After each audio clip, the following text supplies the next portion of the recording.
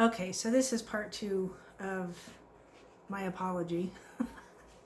I had a little issue, so I had to stop for a second, but we're gonna continue in a part 2. So I was saying the vibration itself wipes out the other lower vibes, and not meaning that it takes them out, but it harmonizes everything, right? So if you're in that higher vibration, it's not that the lower vibrations are gone, it's that everything is harmonized. Does that make sense?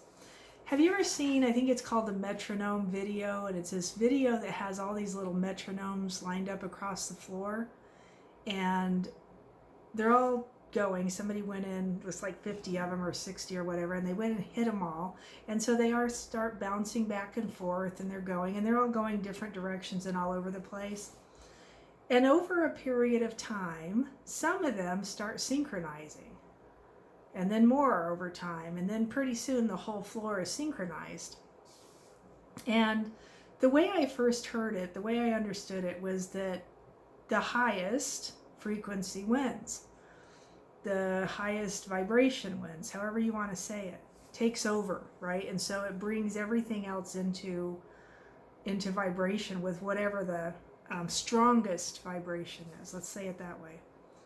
But what it really is the amount of energy output from that thing swinging back and forth. And as it's swinging, it's bouncing vibrations off the things around it. And then pretty soon, everything is going at the same rate and the same pace and doing all the same thing. And unfortunately, that's what we tend to do. And the powers that be know that. They know how to get us all vibrating with the same information at the same rate, causing the same symptoms, right? Highlighting vibrations or frequencies, anger, sadness, guilt, mistrust, grief, pick your favorite. And it's pulled out to such an extent that it becomes a problem because it's not in a vibrational coherence. It's not part of the symphony. It's trying to take over the symphony.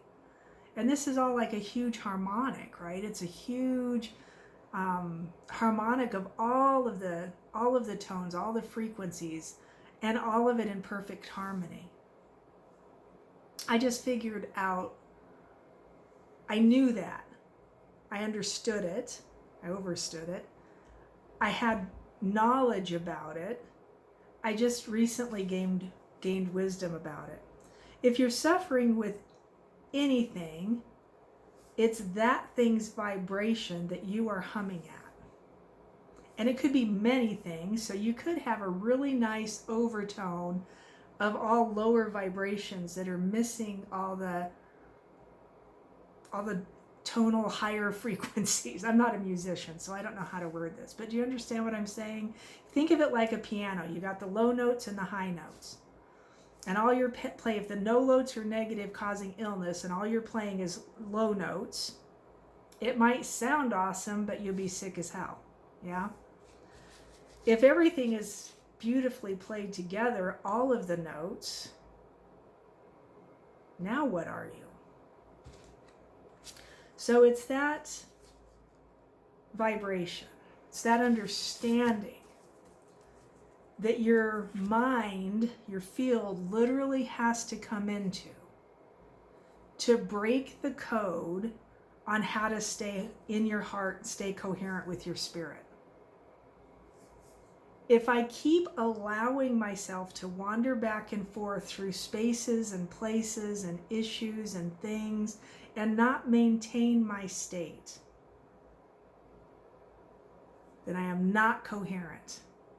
I might be coherent for a few minutes at a time, but it's that lack of consistency that keeps the wheel spinning, right? If it's a wheel of illness or a wheel of dissatisfaction or a wheel of poverty, pick your poison. Does it make sense? And so the more I allow that to keep spinning, the more that keeps going, the harder it is actually to get coherent, right? I have clients that I work with all the time that I just get so frustrated. I'm like, I can see it easier on them than I can on me. So the other night, let me tell you the story real quick.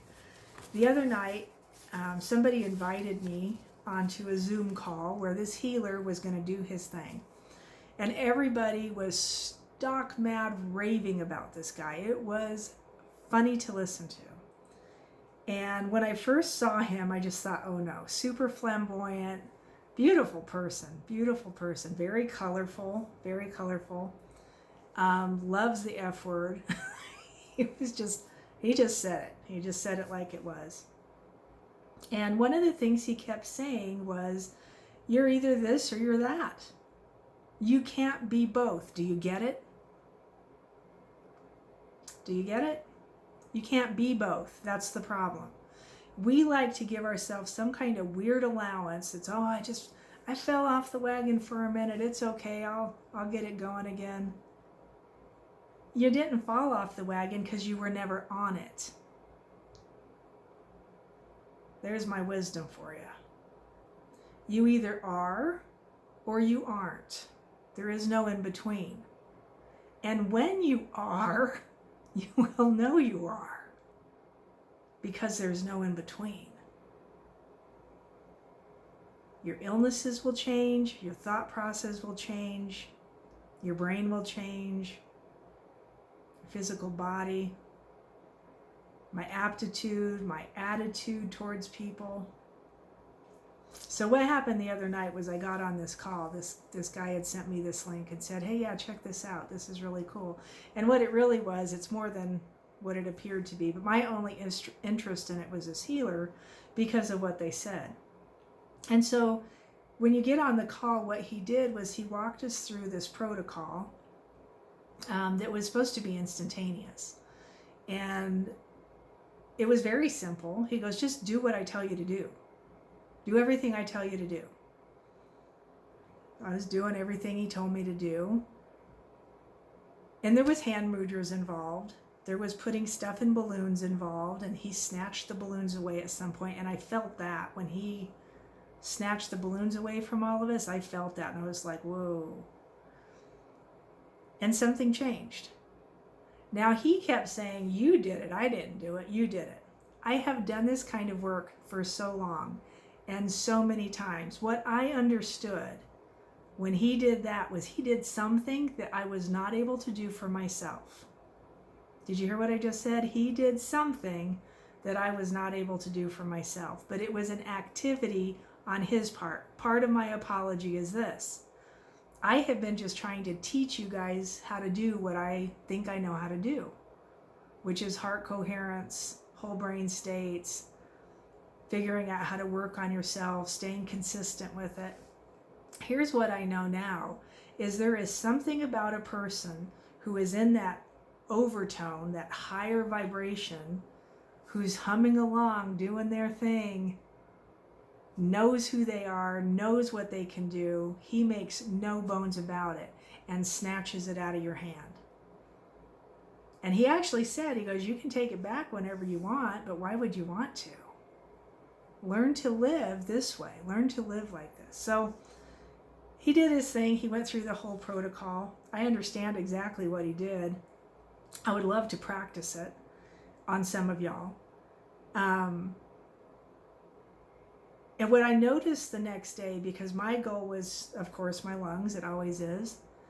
And it was like half better. The first day I hadn't used my asthma medicine all night. That's unusual. I felt way different. That was unusual. Very interesting. And Thursday, so that was Tuesday night. Thursday night, last night, the same guy sent me a link and he goes, I'm sorry this is so late, but see if you can jump on the call. And I saw it late. I clicked the link for the Zoom room and nobody had let me in, but I messaged the guy back and said, nobody's letting me in. It's all right. No big deal. And he goes, no, wait a minute. Just wait a minute. And he brought me in the room. And the guy's talking like he was talking the night before. He's like, you either are or you aren't. You do or you don't. Kind of shit or get off the pot. I'm pretty sure he said that at some point. Know who you are and don't stop. Don't let go of that. He goes, there are things you can do during the day to keep reminding yourself, but don't ever, it would be like getting heart coherence 3 minutes every hour. You're literally teaching yourself to stay there, right? And the people who don't want to do the work don't tend to keep the rewards. That's just the way it is. I've taught that kind of stuff for years. But at some point in this, he started calling on people, and then he's looking at the screen. There was only like 20 of us in the room, I think, but he started looking at the screen, and I got really close to the screen. I was thinking, like, straight to his brain, say Christy, say Christy, say Christy. And he did. And I was like, oh, shoot. Get on. And he goes, tell me what you noticed. And I said, well, he goes, what were you struggling? What were you working on? What were you trying to be? And I was like, I'm trying to heal my lungs. I was like, let me start there. And kind of gave him a really super quick synopsis. And he goes, the lungs, how much better are they than Tuesday? And I said, maybe 50%. He goes, 50% or not. They either are or they aren't. And I said, yeah, 50%. I'd give him that. And then he just kept asking me questions. He kept asking me why they were only 50%, what it was I was believing, who I had to allow to see me having trouble breathing. Holy cow. He asked a bunch of questions. One of them was, what is your unhealthy repeated patterns surrounding not feeling worthy? I had to stop and think about some of these. How is your repeated pattern, your repeated healthy pattern of feeling love manifested in your life? How has your repeated healthy pattern of feeling love manifested in your life? That went through me. He goes, feel that. He goes by feeling on everything, which is what I do. I'm just like, okay, I got something right. He goes, feel that. Now what does it feel like? I usually have a catch in my throat from when they shove the tubes up and down my throat trying to get them into my lungs. And that catch was gone. I could feel it. I could feel it leave. I just looked at him. I was like, he goes, it's just energy. If you can feel it, I can feel it. I don't want it. Oh, okay. He goes, we're not separate. I said, no, sir, we're not.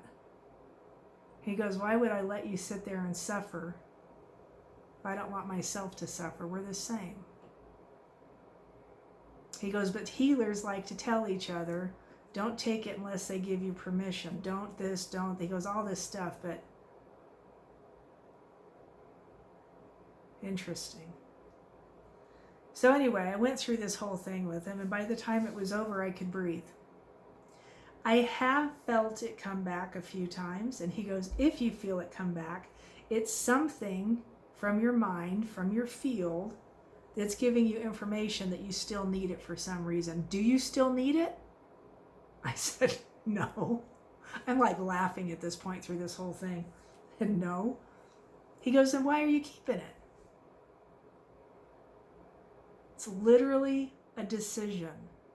You decide to keep it or not keep it.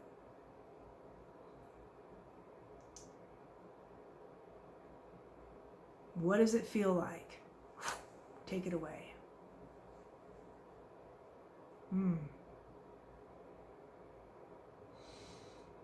I'm just saying, it's a decision to stay in spirit or to stay as your avatar. What do you choose? And then how hard do you work to keep there? Because I know how hard we work to stay in our illnesses. Go see the doctor, take the pill, do the thing. A person shows up, you act a little bit sicker. Someone leaves, you feel sorry for yourself. I got wisdom. I got wisdom on that. Interesting. I would love to share it with you more. And if you leave a comment below, my email is below. If it's not, it's you You can catch me at cmattoon1313@protonmail.com. Shoot me an email. I will ask for a donation. I'm not going to lie to you. My time's not free anymore. I will ask for a donation. Donate whatever you can. Let's play in the field. I know the hand mudras he was using because I've used them. He did show me one that completed a cycle that I was just like, oh, wisdom. I didn't know. So interesting. So I apologize. I want to show up the best me that I can all the time, and I wasn't because I was too busy talking about my illnesses. The experience is one thing. To have the experience should bring you to a place of wisdom where you don't need to talk about it anymore. Got better things to do, got better things to talk about than the past nonsense, yeah? Do you agree?